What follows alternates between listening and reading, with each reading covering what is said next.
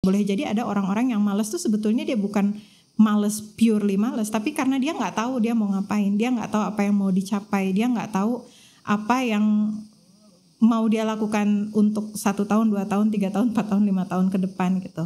Sementara di dalam Islam sendiri, Islam itu kan balance ya, moderat, sangat-sangat sesuai dengan fitrah. Di satu sisi, Islam itu mengajarkan kepada kita untuk selalu being present, untuk mengoptimalkan apa yang ada di hari ini, apa yang ada sekarang, opportunity apa yang ada di hadapan kita gitu ya. Tetapi tidak sampai ke tahapan oh ya udah kalau gitu saya nerima aja lah segini-segini aja, kan adanya di depan saya ini, saya nggak usah mikirin ke depan seperti apa gitu ya. Hanya ngejarin, nggak sampai ke tahapan seperti itu. Kenapa? Karena di dalam Islam kita juga diajarkan untuk memperhatikan apa sih yang sudah kita siapkan untuk hari esok.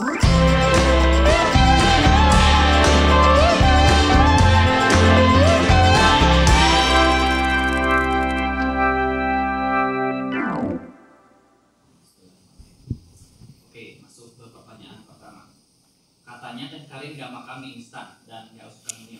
Kok bisa? Subhanallah, kalau gak makan mah kayak yang mengharamkan ya. Insya Allah gak gitu juga. Sebenarnya lebih kepada mengelola ya. Mengelola artinya bukan juga yang mengharamkan, bukan juga yang sampai anti banget gitu, enggak gitu ya. Bahkan ada momen-momen tertentu di mana itu tuh jadi momen nostalgia ya. Karena kan generasi milenial ini ngalamin banget ada mie instan tertentu yang kadang-kadang jadi momen nostalgia ya. Tapi ya memang once in a while, sesekali banget. Terus mungkin juga nggak, memang either kemudian kalau lagi kepepet banget nggak ada apa-apa yang bisa dimakan gitu ya. Atau misalnya memang lagi mau nostalgia aja gitu ya. Memang sesekali aja, jarang banget gitu. Dan ada salah satu momen yang nggak tahu sih ini penting atau enggak, tapi suami teteh itu dulu itu kan sangat-sangat ya cukup terbatas lah ya secara finansial. Jadi ada salah satu momen yang cukup mengharukan itu ketika beliau cerita bahwa ketika beliau sekolah di SMP ya, bekalnya itu selalu bawa mie instan yang warna biru. Saya nggak tahu ada nggak yang familiar mie instan warna biru. Biasanya yang terkenal yang warna kuning sama warna merah. Mie instan si warna biru itu dipakai buat bekal. Lalu kemudian pernah juga 1 bulan beliau itu puasa sahur. Itu SMP ya. Sahur pakai mie instan dan buka puasa dengan mie instan. Ada juga beliau cerita tentang bagaimana beliau pernah kerja ya. Jadi buruh bangunan. Waktu itu masih SMP. Dan ketika beliau kerja itu sahur untuk buka puasanya dikasihnya juga mie instan. Jadi dikarenakan ya begitu banyak makna di balik si mie instan itu. Sebenarnya kalau dibilang enggak makan mie instan enggak juga, tapi bahkan saya sampai nge-save di rumah itu standby ada si mie instan warna biru itu untuk sekedar ya nostalgia sama suami. Walaupun kadang-kadang memang kita nunggu waktu sampai anak-anak udah tidur. Tapi anak-anak gak boleh. Dijaga, dibatasin banget. Tapi alhamdulillah ya, ketika anak-anak dibiasakan makan makanan sehat, sebetulnya mereka juga nggak terlalu nyari ya. Bahkan kalau misalnya keseringan makan yang kayak gitu tuh, mereka jadi sensitif, kerasa nggak enak sendiri gitu. Mereka akan nyari, aduh pengen makan sayur, pengen makan buah gitu ya. Kalau buah nggak ada, sayur nggak ada, itu akan dicari. Tapi kalau nyari mie instan sih, insya Allah ya, bismillah, bifadlillah sih enggak. Ya mudah-mudahan seterusnya juga enggak gitu ya. Kalau jajan atau snacking, kayaknya di rumah tuh justru kita berusaha selalu standby snack. Cuman snacknya apa? Nah itu ya mungkin ya. Jadi kayak anak-anak tuh kan seneng buah. Jadi buah itu diusahakan banget selalu standby. Dan alhamdulillah ya Indonesia itu negara tropis dengan beragam buah-buahannya yang selalu silih berganti. Jadi insya Allah anak-anak gak pernah bosen gitu. Pisang aja misalnya, pisang itu hampir akan selalu murah gitu, gak pernah mahal di Indonesia. Kecuali kalau nyarinya pisang merek apa gitu ya, itu mah lain cerita ya. Kalau lagi musim mangga, kebayang 10.000 tuh udah dapat sekilo gitu. Giliran musim rambutan 10.000 udah dapat 2 ikat panjang. Jadi sebetulnya insya Allah hidup sehat tuh sangat-sangat mudah ya di Indonesia gitu. Terus sayur-sayuran juga anak-anak suka ngegado timun, ngegado tomat, ngegado apalagi ya macam-macam lah itu gitu. Pernah sih misalnya anak-anak karena dibawain orang gitu ya, dibawain orang makanan snack-snack yang manis-manis banget, yang betul-betul ultra processed food dan sebagainya, mereka nggak kuat juga sih makan itu. Jadi misalnya makan sedikit mereka akan kenapa? Jadi kayak mungkin secara responnya mereka juga nggak enak, mereka pun ngerasanya nggak enak ya makan makanan itu. Jadi nggak pernah nagih yang sejauh ini ya, mudah-mudahan nggak akan pernah. Sejauh ini nggak pernah minta, mau permen dong, atau misalnya mau ciki ini gitu, atau misalnya mau dulu pernah dibawain apa gitu. Bahkan mereka, terutama Yusuf sama Maryam yang sekarang udah kelas 4 dan kelas 3, mereka sudah mulai bisa memilah, bukan mulai ya, mereka sendiri yang memilah, mereka nggak mau makanan yang nggak sehat itu gitu. Maka kalau ngelihat snack-snack yang warna-warni, mereka nanya dulu, Umi ini warna ini kenapa gitu. Atau misalnya manis banget, ini manisnya dari mana gitu ya. Apalagi kalau udah makanan-makanan kemasan, nugget aja misalnya. Nugget itu anak-anak tuh nggak tahan tuh kesini dikasih nugget. Jadi ngasih nugget itu benar-benar once in a while. Itu pun berusaha kita nyari yang memang cenderungnya homemade lah ya, kan sekarang banyak yang jual homemade di marketplace gitu ya, biasanya nyari yang seperti itu gitu. Jadi kalau snack sih insya Allah anak-anak sih standby ya. Yogurt gitu misalnya, yogurt itu kalau bikin sendiri ternyata jauh lebih murah gitu. Jadi misalnya Teteh bikin sendiri yogurt di rumah beli Greek yogurt, tinggal beli susu murni gitu ya, susu murni, lalu kemudian dengan cukup 3 sendok yogurt yang Greek yogurt yang plain, nggak ada gula dan sebagainya, udah bisa bikin yogurt berlipat-lipat gitu. Jadi akhirnya anak-anak suka nanya, Umi kapan bikin yogurt lagi gitu, pada pengen yogurt dan sebagainya. Terus snack lain di rumah saya suka bikin parata pakai tepung gandum. Parata yang I think it's kind of flatbread dari India gitu ya. Karena dulu waktu zaman saya di Melbourne saya di Melbourne itu punya tetangga orang Pakistan. Nah, diajarin lah bikin parata itu ya. Bikin parata. Jadi di rumah juga suka bikin parata kalau misalnya lapar. Yusuf sama Maryam bahkan udah bisa bikin sendiri juga, bisa bikin parata. Jadi memang itu basic life skill ya, memproduksi makanan-makanan sehat. Bahkan kadang-kadang lagi lapar mau apa, mau bikin telur rebus, udah telur rebus aja. Pada kesenangan tuh telur rebus, sekali makan pada 2. Misalnya pas mau sarapan gitu ya, belum ada sarapannya, ngeganjel ya telur rebus dulu gitu. Jadi alhamdulillah biiznillah bifadlillah sih tidak kesulitan. Jadi kalau pertanyaannya gimana cara nahan snack jajanan dan sebagainya, karena memang anak-anak nggak nyari, saya juga nggak nyari gitu, suami juga nggak nyari gitu ya.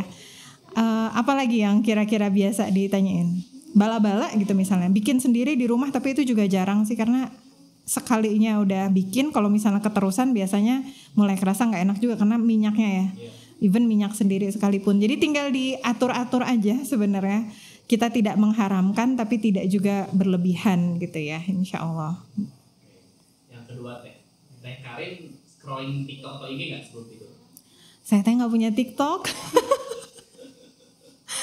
Kayaknya dulu pernah bikin deh, tapi gak tahu juga nama akunnya, pakai akun Karina Hakman atau apa, tapi bahkan mungkin udah hilang kali ya. Jadi saya nggak punya TikTok. Terus kalau malam itu udah capek, jadi kalau misalnya ngebayangin scrolling kayak makin capek. Terus malam itu sesinya bisa quality time sama suami. Jadi setiap hari itu adalah masa-masa yang ditunggu ya, nungguin sampai suami beres kerja. Saya juga beres segala rupa urusan gitu ya, untuk kemudian ngobrol, untuk kemudian saling curhat ya, saling ya inilah berkomunikasi dan bertukar cerita, berstrategi atau apa segala rupa. Itu banyaknya malam ya sama suami, karena kan memang suami kerja full time, kadang-kadang sampai sore, kadang sampai malam gitu. Jadi biasanya malam-malam dipakai buat itu gitu. Tapi bukan berarti nggak pernah buka Instagram malam-malam juga, sesuai kebutuhan aja gitu. Misalnya abis ngisi acara malam gitu ya, biasanya suka ada yang review, nah dibuka aja dulu reviewnya. Atau misalnya lagi butuh motivasi,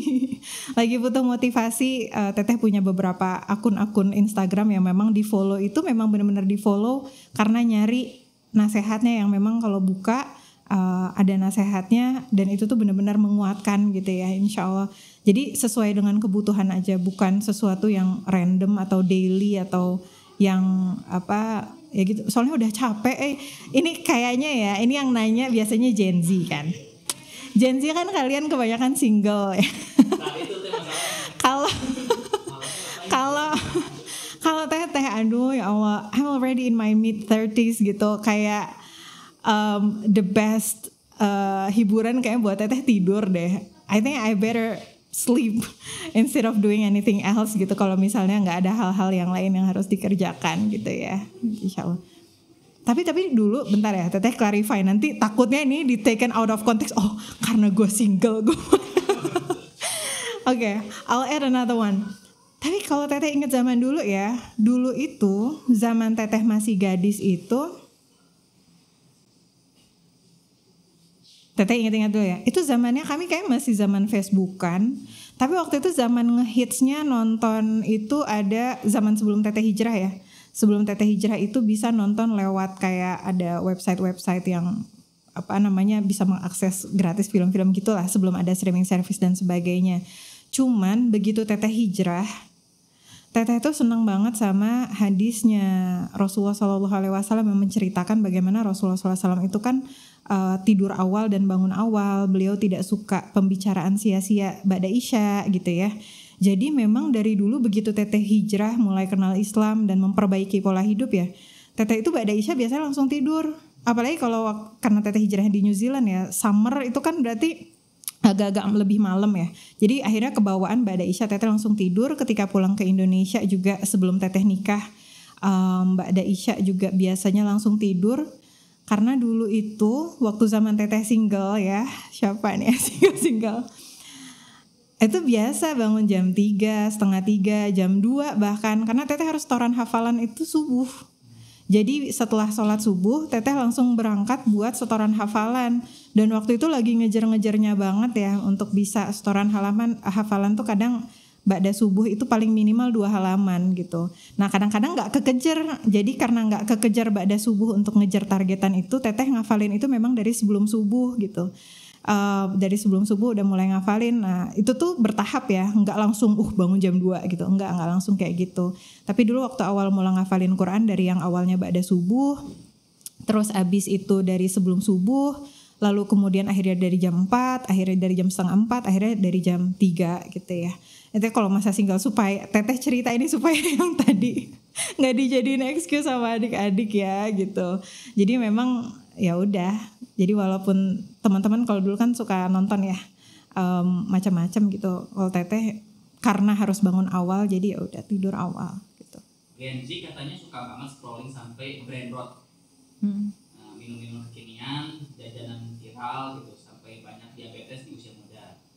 Malas gerak sampai jongkok, nonton film series sampai lupa waktu, dan ini salah satu bentuk nggak punya kemampuan self control. Nah ini mungkin yang disebut self controlnya.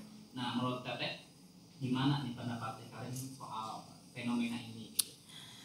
Sebenarnya bukan cuma Gen Z ya. Kalau di generasi milenial, terutamanya karena teteh banyak berinteraksi dengan ibu-ibu muda, suka banyak ngisi kajian yang audiensnya ibu-ibu muda.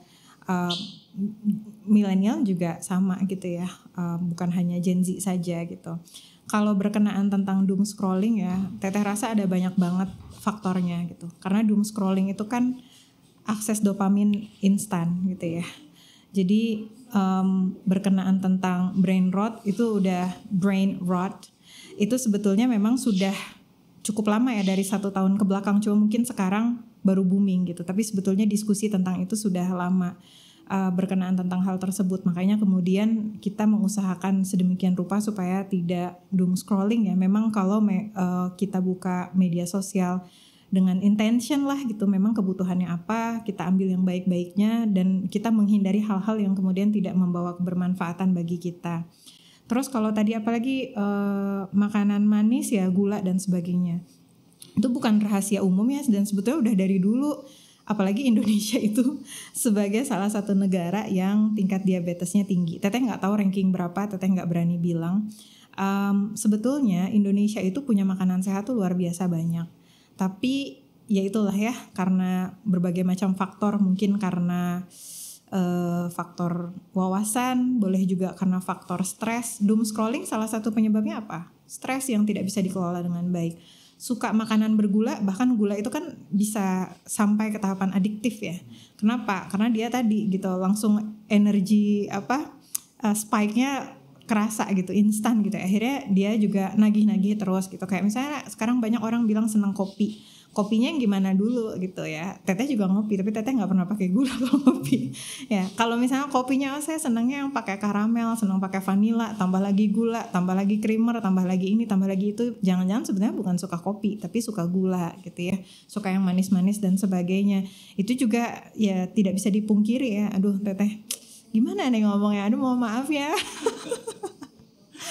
Teteh ya, aduh kalau ada salah dan kurangnya teteh mohon maaf banyak-banyak. Ya sayang aja gitu tubuhnya gitu. Karena kan gula yang berlebihan itu sangat-sangat merusak ya bagi tubuh. Mungkin para dokter akan lebih bisa menyampaikan hal tersebut gitu ya ke adik-adik gitu.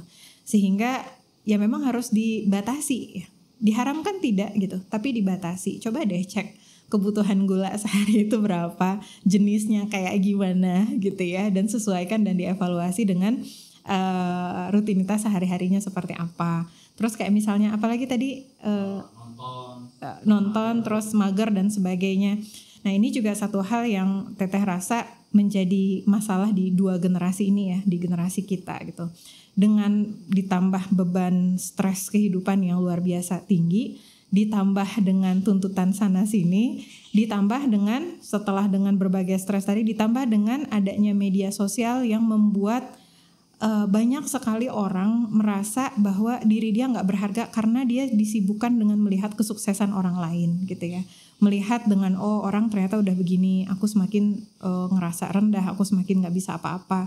Nah ketika seseorang itu gak punya tujuan dalam kehidupannya, dia gak punya visi, dia gak punya milestone yang ingin dicapai, dia gak ada motivasi, akhirnya ya memang akan semakin terjebak lah di dalam si doom scrolling tadi, di dalam binge watch ya istilahnya ya, kalau langsung nonton sekian banyak episode dalam binge watch tadi. Kenapa? Karena dia ngerasa gak ada hal yang perlu dia lakukan gitu. Bahkan ada salah satu, walaupun teteh belum ngecek ya ini penelitiannya sejauh mana, sudah seluas apa dan sebagainya, tapi valid si penelitian ini, artinya dia peer reviewed, yang kemudian mengkorelasikan antara malas dengan orang yang kehilangan tujuan. Boleh jadi ada orang-orang yang malas tuh sebetulnya dia bukan malas purely malas, tapi karena dia nggak tahu dia mau ngapain, dia nggak tahu apa yang mau dicapai, dia nggak tahu apa yang mau dia lakukan untuk 1 tahun, 2 tahun, 3 tahun, 4 tahun, 5 tahun ke depan gitu.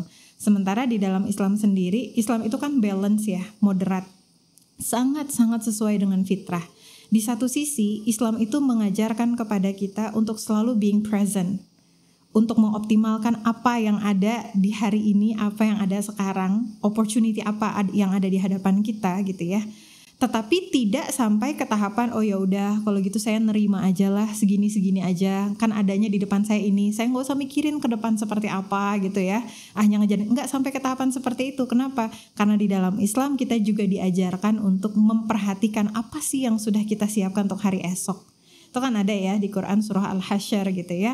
Kata Allah Subhanahu wa taala, ya ayyuhalladzina amanu taqullaha wal tanzur ma nafsum ma qaddamat lighad wattaqullah. Wahai orang-orang yang beriman, bertakwalah kepada Allah dan perhatikan apa yang sudah kamu persiapkan untuk hari esok gitu. Hari esok di ultimate goalnya adalah akhirat. Nah, mau mencapai surga akhirat itu mau ngambil jalan yang mana gitu. Itu kan yang harusnya kita miliki sebagai seorang muslim gitu. Dari sisi ibadah, apa yang mau dilakukan supaya bisa masuk ke dalam surga. Dari sisi akhlak, apa yang mau diperbaiki, apa yang mau diperindah supaya bisa masuk ke dalam surga. Dari sisi keimanan, dari sisi keyakinan, dari sisi kesehatan kejiwaan, apa yang kemudian mau diperindah, halus lagi, diperkuat lagi gitu ya, supaya kemudian bisa masuk ke dalam surga. Dari sisi ilmu misalnya, ilmu mana lagi yang kemudian bisa ditingkatkan, yang bisa membawa ditinggikan derajatnya di sisi Allah Subhanahu wa taala, yang dengan ilmu-ilmu tersebut bisa meluaskan kebermanfaatan bagi sesama.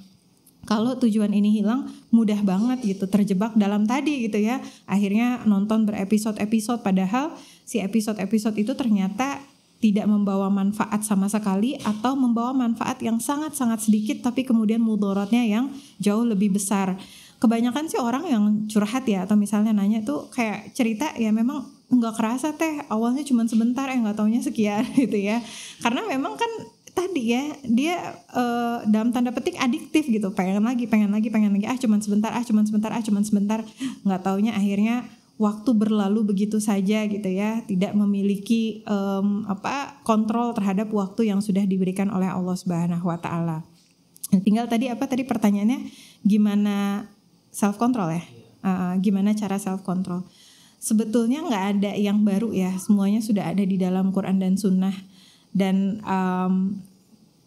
Teteh mohon maaf lah kalau this might sound very cliche gitu, tapi buat Teteh salah satu yang selalu menguatkan untuk menghindari perkara-perkara, untuk terjebak dan tergerus dengan arus-arus fitnah zaman gitu ya, kesia-siaan, baik itu dari sisi makanan tadi ya yang berlebihan gitu, atau misalnya tadi ada nyebut belanja ya, Teteh lupa nggak dibahas, atau misalnya tontonan, atau misalnya apalah itu segala rupa ya. Balik lagi bagaimana kita tuh harus selalu ingat bahwa hidup kita itu adalah milik Allah, dan karena hidup kita adalah milik Allah, kita tuh harus hidup sesuai dengan aturannya Allah Subhanahu wa taala gitu ya. Nggak bisa seenaknya, nggak bisa semaunya gitu ya. Apalagi kan kalau sudah dewasa ya, akalnya sudah disempurnakan oleh Allah Subhanahu wa taala. Tidak sama antara manusia yang akalnya sudah disempurnakan dengan manusia yang masih kecil ya, kayak model Fatimah gitu, usia 5 tahun. Ngajakin kakak-kakaknya mau main di rumah, tapi kakak-kakaknya maunya main sepeda. Terus saya bilang sama Fatimah, nggak boleh maksa Koko Cici untuk tidak main sepeda, karena main sepeda itu sehat, main sepeda itu kuat, menguatkan tubuh, dan Allah Subhanahu wa taala suka sama mukmin yang kuat. Terus Fatimah karena usia 5 tahun dia bilang katanya, tapi aku maunya semua orang itu ikut aturannya aku. Ya. Saya bilang nggak bisa Fatimah ya, karena yang memiliki kita itu adalah Allah, yang menciptakan kita itu adalah Allah. Jadi yang ngatur dan menetapkan apa yang baik dan buruk itu adalah Allah. Itu anak 5 tahun gitu, akalnya memang nggak sempurna. Jadi ketika ada anak umur 5 tahun ingin bisa ngatur kehidupan semaunya dia, ya wajar, makanya dia belum diwajibkan sholat, makanya dia belum diberikan pembebanan ini dan itu dan sebagainya.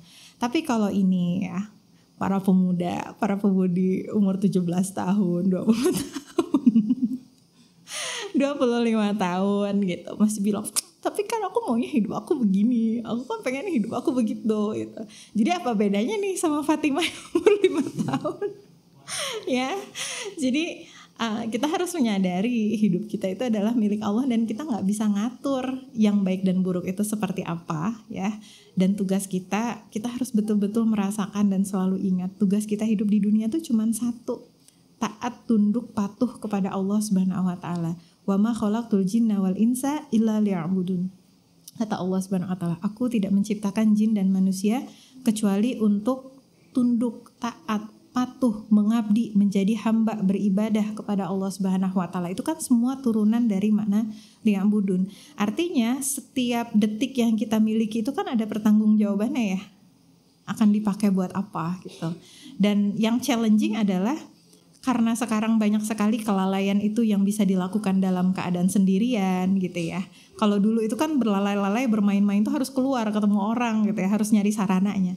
Kalau sekarang kan bisa sendirian, nggak ada yang tahu, semuanya tertutupi gitu ya, bisa disembunyikan lah dan sebagainya. Itu butuh keimanan yang kuat ya, butuh keimanan bahwa Allah Subhanahu wa taala itu selalu menyaksikan, Allah Subhanahu wa taala tidak pernah luput dari apa yang kita lakukan. Dan untuk setiap apa yang kita makan, setiap apa yang kita lihat, setiap apa yang kita belanjakan, setiap waktu yang kita habiskan, semuanya akan dimintai pertanggungjawabannya di sisi Allah Subhanahu wa taala gitu.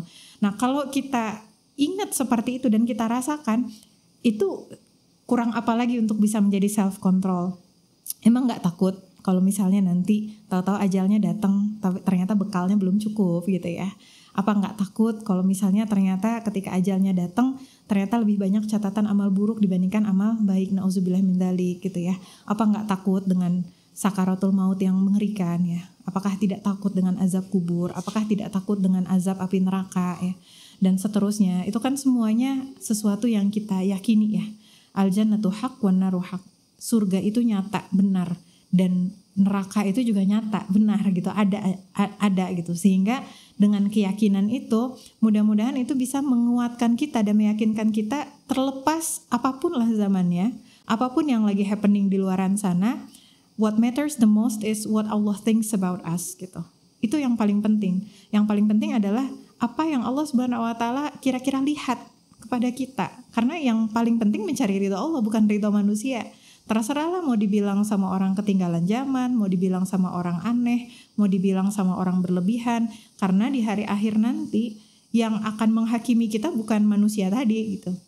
Yang menghakimi kita adalah Allah Subhanahu wa taala. Jadi fokusnya adalah ke sana, sehingga ya mudah-mudahan self control itu nanti bisa didapatkan gitu ya, dengan seizin Allah Subhanahu wa taala. Begitu begitu sudah pengen banget nih terlalai dalam satu arah, ingat sama Allah Subhanahu wa taala terus nggak jadi gitu ya, apalagi kepada dosa dan kepada maksiat. Sehingga kuncinya akhirnya balik lagi kepada zikrullah ya, ingat sama Allah, menjaga ibadah-ibadah yang mengingatkan kepada Allah Subhanahu wa taala.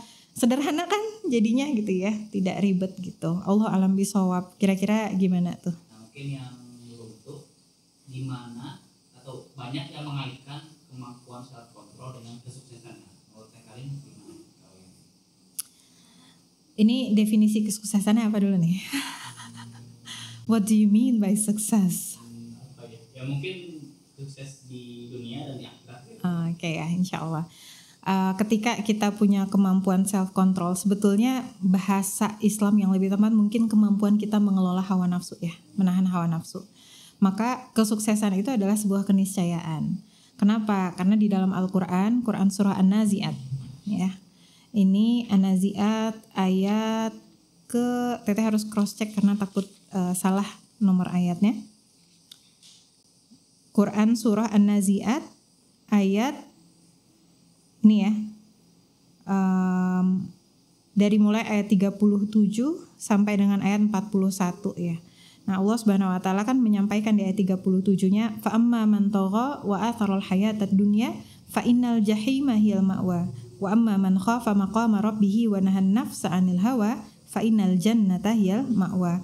Maka adapun orang-orang yang melampaui batas dan lebih mengutamakan kehidupan dunia, maka sungguh nerakalah tempat tinggalnya. Dan adapun orang-orang yang takut kepada kebesaran Robnya dan dia mampu wanahan nafsa 'anil hawa, menahan diri dari keinginan hawa nafsunya, maka sungguh surgalah tempat tinggalnya.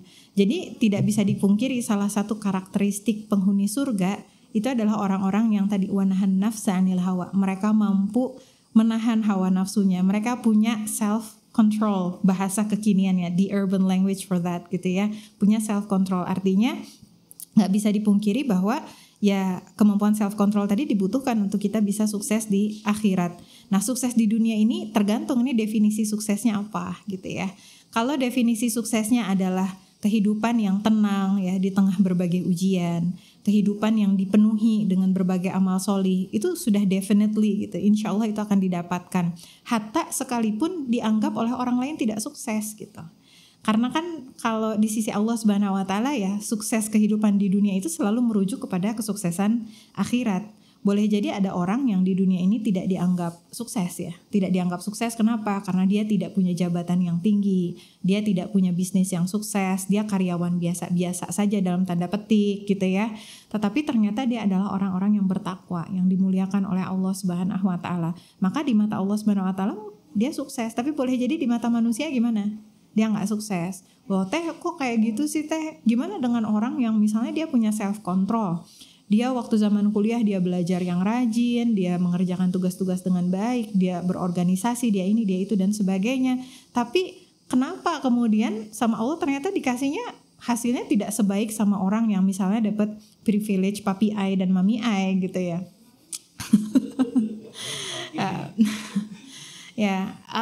Karena memang salah satu ujian di dunia dan itu disampaikan oleh Allah Subhanahu wa taala di Quran surah Al-Baqarah ayat 155.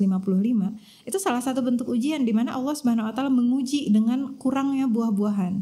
Ya, menguji dengan kejiwaan. Di mana kemudian dia sudah berusaha dengan baik tapi hasilnya tidak sesuai dengan apa yang dia harapkan.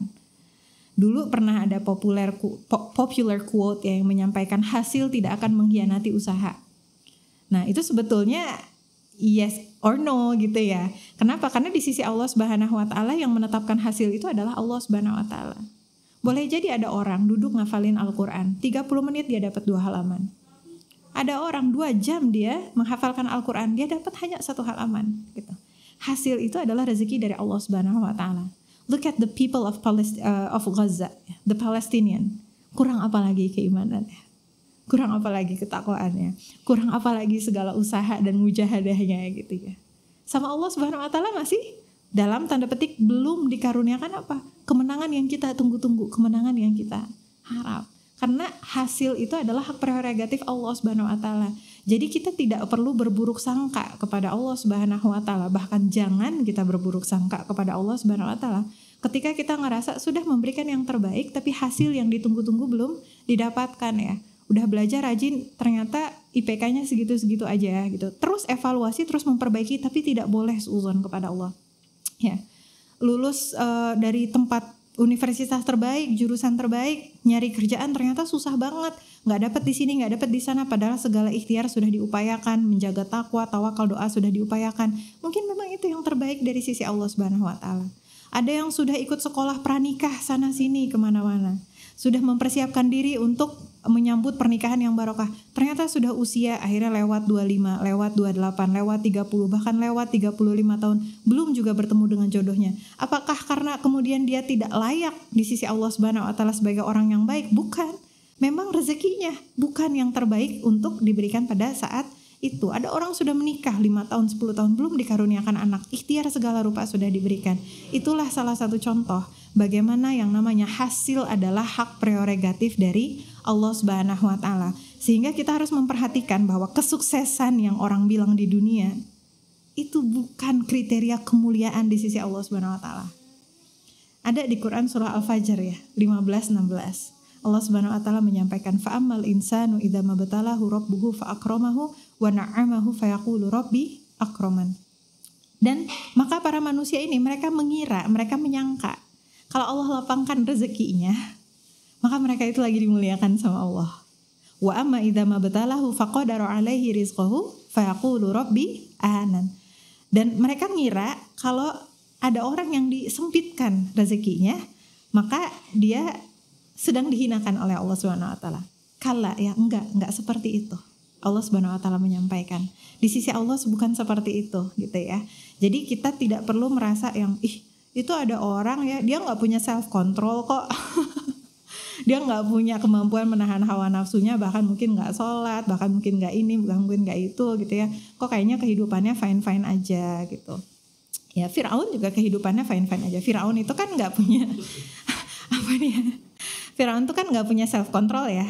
Dia punya hawa nafsu apa? Membunuh bayi. Kenapa? Rasa takutnya nanti akan disaingi gitu kekuasaannya gitu ya. Dia bunuh tuh bayi, 1 angkatan 2 tahun sekali kan dia bunuh bayi. Dia punya hawa nafsu apa? Dengan hawa nafsu kekuasaan. Dia gak bisa mengontrol dirinya. Dia mengaku dirinya sebagai Tuhan, sebagai Rob Malik Ilah sekaligus. Apakah kehidupannya susah? Enggak kan ya. Dikasih perempuan-perempuan yang banyak, dikasih kekuasaan yang besar, dikasih support system dalam tanda petik ya, ada bala tentara, ada orang-orang yang kaya yang mendukung beliau, Qarun dan kawan-kawannya gitu ya, mendukung Fir'aun. Ya hidupnya kelihatan fine-fine aja. Tapi wafatnya fine-fine aja enggak? Matinya fine-fine aja kan enggak gitu. Makanya the world is the place for injustice. Kehidupan itu memang tempat di mana kita melihat ada begitu banyak ketidakadilan. Makanya di akhirat nanti ada hari pengadilan.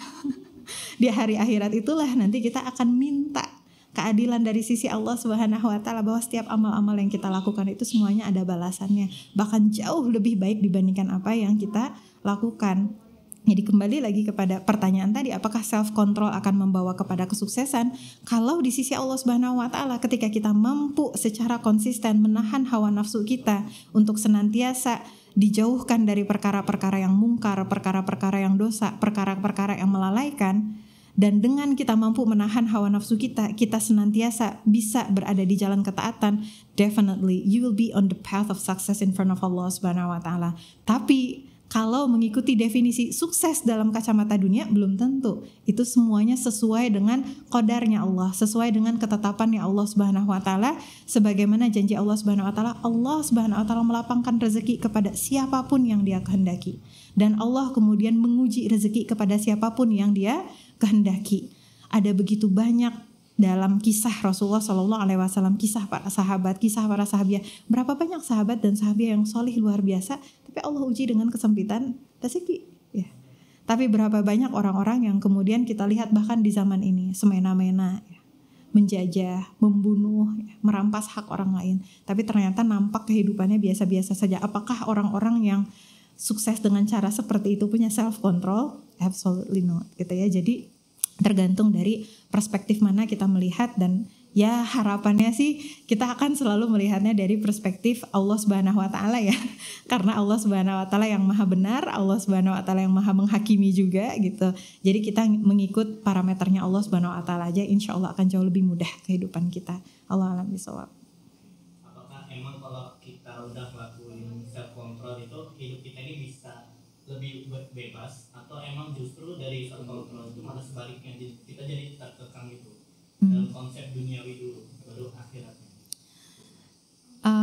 Jadi subhanallah ya, ini nih kalau buat Teteh kayak sebuah paradoks yang sangat-sangat indah, dimana ketika kita menahan hawa nafsu kita, ketika kita menjaga self control kita sesuai dengan syariat Allah Subhanahu wa taala, manusia akan melihat bahwa kita merasa terkekang. Ya, contoh misalnya nih, kelihatan ya kalau para muslimah gitu yang berusaha untuk taat, maka dia akan menahan dirinya dari mengumbar kecantikannya di hadapan yang bukan halalnya, yang melanggar batasannya gitu ya. Artinya dia berusaha berhijab secara sempurna, dia berusaha menjaga interaksinya dengan sebaik yang dia mampu, yang mungkin menurut sebagian orang berlebihan, jadi susah ya, jadi ini ya, jadi itu gitu ya. Ada seorang muslim, seorang muslimah yang baik menjaga hawa nafsunya ketika diajak teman-temannya pergi ke restoran yang syubhat ya. Nggak apa-apa lah cuman mirin doang gitu. Nggak apa-apa lah cuman ini itu doang gitu ya. Dan sebagainya. Tapi dia menahan dirinya dan dia mengambil pilihan untuk waro ya. Untuk dia mengontrol dirinya bahwa ngapain gue ngambil resiko makan sesuatu yang haram gitu ya. Atau memakan sesuatu yang syubhat. Mendingan gue jauhin aja. Itu mungkin menurut orang lain jadi apa? Mengekang gitu ya. Ketika orang-orang lain gitu ya ngerasa bahwa waktu itu bebas, mau dipakai buat apa aja. Gue mau nonton konser kek, gue mau binge watch kek, gue mau doom scrolling kek, gue mau otak gue dijadiin brain rot kek, itu pikiran mereka. Dan ketika ada seorang muslim yang membatasi hawa nafsunya, menahan hawa nafsunya agar tidak terjebak kepada hal-hal tersebut, dianggap sebagai sesuatu yang berlebihan, sesuatu yang ini, sesuatu itu dan sebagainya. Ternyata in paradox with that ya, kebalikan dari itu semua, seorang muslim yang dia memang betul-betul sudah menyerahkan kehidupannya sama Allah Subhanahu wa taala, yang dia rasakan, yang kita rasakan insyaallah biiznillah bifadlillah adalah perasaan merdeka, lepas dari semua tuntutan manusia. Kenapa? Karena hidupnya sudah lagi tidak didikte oleh zaman. Hidupnya tidak lagi didikte oleh masyarakat. Hidupnya tidak lagi didikte apa sih menurut orang makanan yang enak. Bagi dia makanan yang enak itu adalah makanan yang halal dan thayyib. Sesederhana itu gitu ya. Ya ada sih tambahan bumbu-bumbu, itu mah preferensi ya. Bukan berarti kemudian jadi nggak boleh punya preferensi gitu. Pakaian gitu ya. Ketika orang melihatnya terkekang, buat dia itu adalah pakaian yang memerdekakan dia. Karena bagi dia yang terpenting adalah bagaimana dia mulia di sisi Allah Subhanahu wa taala. Ketika orang-orang lain memilih untuk marriage free, kan sekarang booming lagi ya si marriage free. Kenapa sih itu naik turun booming terus gitu ya, marriage free, child free dan sebagainya gitu ya. Dia memilih untuk mengambil jalan pernikahan di jalan Allah. Dia memilih menjaga dirinya, dia memilih untuk beribadah, menginfakkan dirinya di jalan Allah Subhanahu wa taala. Karena pernikahan itu kan ibadah dan amanah yang luar biasa besar ya. Ketika teman-temannya bisa ya sesuka hati pacaran, gonta-ganti dan sebagainya, dia memilih untuk menikah. Dia memilih untuk raising children dan sebagainya. Ternyata dalam dirinya ada kemerdekaan tersendiri. Ya, kenapa? Karena dia ngerasa dia terlepas dari ikatan-ikatan, tuntutan-tuntutan, pandangan-pandangan manusia. Lepas dari penghakiman manusia, dan bagi dia sesederhana dan sekompleks bagaimana saya bisa membuat Allah Subhanahu wa taala ridho. That kind of feeling itu nggak bisa digambarkan. Perasaan itu gak bisa digambarkan. Itu hanya bisa dirasakan oleh orang-orang yang sudah merasakan bahagia dan merdekanya, bisa menahan hawa nafsunya untuk semata-mata taat di hadapan Allah Subhanahu wa taala. Allah alam bisawab. Kira-kira menjawab enggak? Seolah-olah TKR ini tuh lagi sempurnanya gitu. Tapi pasti ada sisi lemahnya gitu. Kekurangan kontrol dirinya gitu. Dari teteh pernah nggak seperti itu? Nah, bagaimana cara teteh melaluinya? Oh, kalau sisi lemah mah banyak atuh ya. Kita ini adalah hamba fakir wal dhaif ilallah. Kita adalah hamba yang sangat-sangat fakir ya, sangat-sangat kekurangan, penuh dengan keterbatasan dan sangat-sangat lemah di hadapan Allah Subhanahu wa taala. Bahkan naik turunnya iman itu nggak bisa lagi diukur dengan hari ya, hitungan jam bisa berubah, hitungan detik bisa berubah gitu ya, naik turun dan sebagainya. Itulah pentingnya kita betul-betul menguatkan doa dan pengharapan sama Allah, penggantungan kita kepada Allah Subhanahu wa taala, minta untuk senantiasa dijaga. Bahkan kan sampai ada doanya ya.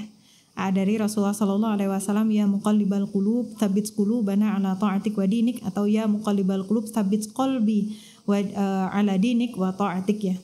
Wahai engkau yang membolak-balikan hati, tolong tetapkan, tolong kuatkan, tolong kokohkan kami gitu ya di jalan ketaatan kepadamu dan di jalan agamamu. Itu kan doa yang diajarkan oleh Rasulullah sallallahu alaihi wasallam.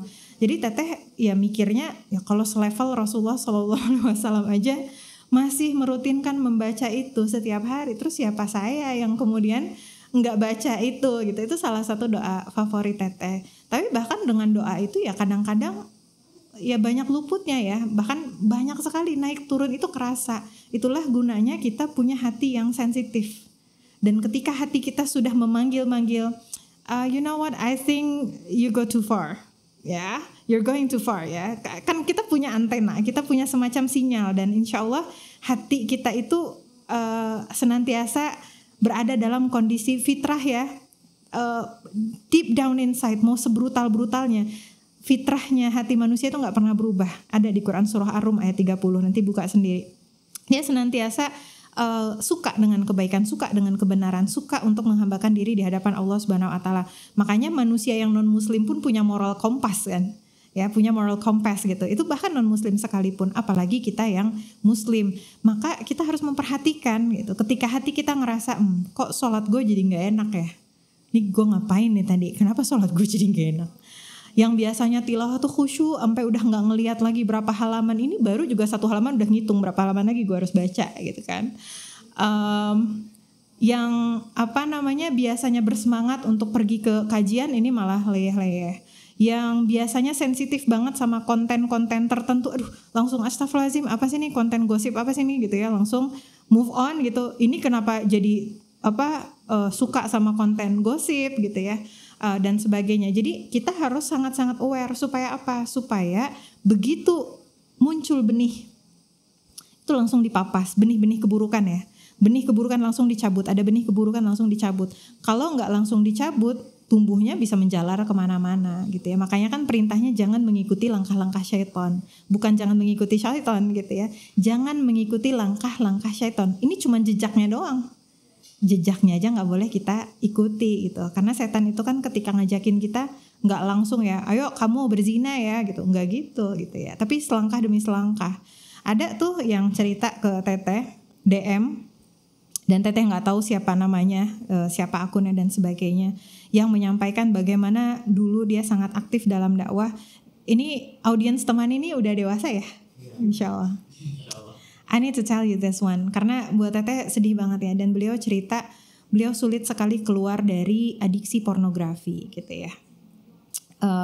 Sedih banget gitu dengernya gitu ya. Dan beliau bilang, beliau tahu beliau salah sekali ya dengan terkena adiksi dengan pornografi itu. Tapi beliau sulit sekali untuk keluar. Teteh tidak tahu ya dan tidak bisa membayangkan adiksi pornografi itu seperti apa. Tetapi yang jelas dalam konteks pembahasan kita sekarang, kalau apa yang teteh sampaikan ke beliau kan itu lain cerita ya, nasihat-nasihat dan sebagainya nanti takut kepanjangan gitu. Tapi dalam konteks pembahasan kita sekarang, begitulah cara syaitan ya. Mungkin awal mulanya setan cuman ngasih nih konten-konten di Instagram nih. Kalau yang cowok dikasih lihat cewek-cewek cantik, yang cewek dikasih lihat cowok-cowok cakep gitu ya. Awalnya dari sana. Akhirnya mulai dari nonton film-film yang rofas. Dan sekarang kan film-film yang rofas tuh aduh nauzubillah min dzalik ya, serem banget gitu. Bukan hanya film Hollywood aja, bukan hanya film drakor aja gitu, tapi film-film Indonesia juga ternyata sudah banyak yang mengandung unsur-unsur yang mendekati kepada zina.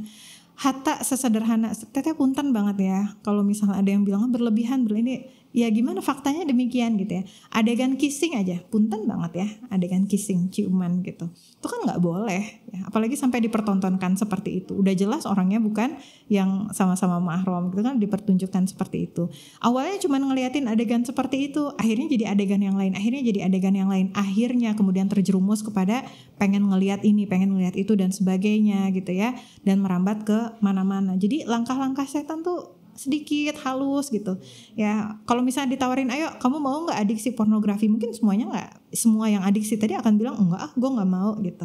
Tapi ketika kemudian tadi selangkah demi selangkah nggak kerasa. Jadi begitu kerasa benihnya, kok saya nggak nyaman yang ngeliat ini, udah tutup gitu. Sama kayak orang yang misalnya menghabiskan waktu untuk tadi banyak contohnya kan doom scrolling ya. Udah kerasa nih ini kayaknya gue udah kelamaan. Nah kalau teteh suka pakai timer, pasang timer 15 menit. Jadi kalau misalnya lagi bahkan hatta konten-konten bermanfaat sekalipun, kalau sampai 2 jam cuman ngeliatin konten tapi gak dikerjain kan ngabisin waktu gitu ya. Kita dengar nasihat terus kemudian kita amalkannya, pasang waktu gitu. Misalnya mau 15 menit kah, 20 menit kah gitu ya. Lalu dievaluasi nih time spend di Instagramnya seperti apa. Ya lain cerita kalau yang kerjaannya di Instagram ya, itu lain cerita. Kayak Teh Konit kan konten kreator ya, memang harus mantengin Instagramnya gitu. Kalau Teteh kan bukan, jadi jarang banget buka Instagram gitu. Jadi kalau misalnya dalam kondisi seperti itu ya nggak masalah gitu ya, dalam kondisi kebutuhan. Tapi kalau nggak ada kebutuhannya, langsung aware. Oh ini kayaknya gue udah mulai doom scrolling. Oke, gue harus mulai jauhin gitu. Apalagi kalau misalnya udah kerasa banget, tiap sebentar buka gitu juga. Sama dengan orang-orang yang keranjingan belanja gitu juga gitu ya. Itu semuanya bertahap gitu. Ya macam-macam lah contoh-contohnya, sehingga naik turunnya tadi yang disampaikan. Ketika kita udah kerasa turun sedikit aja langsung bangkit lagi. Tadi kan ditanyain Teteh pernah gak ngerasain ya? Pernah lah gitu ya. Tapi tadi gitu begitu kerasa ini kayaknya nggak benar nih, tilawah jadi berat, ini jadi nggak enak, itu jadi lebih kebawa emosi, jadi males ini, jadi males itu dan sebagainya. Ya langsung kita banyak-banyak istighfar, langsung kembali evaluasi apa yang harus dilakukan dan harus cepat move on-nya. Karena waktu bergerak terus. Karena yang lucu gini, ada dulu ya mahasiswi cerita, iya Teh aku nyesel banget, tadi aku mau ngerjain tugas, udah awalnya cuma mau ngeliat trailer doang, terus jadinya lanjut aja 1 episode. Karena nyesel banget udah nonton 1 episode, abis waktu 1 jam, ya udah sekalian aja 4 episode saya kerjain.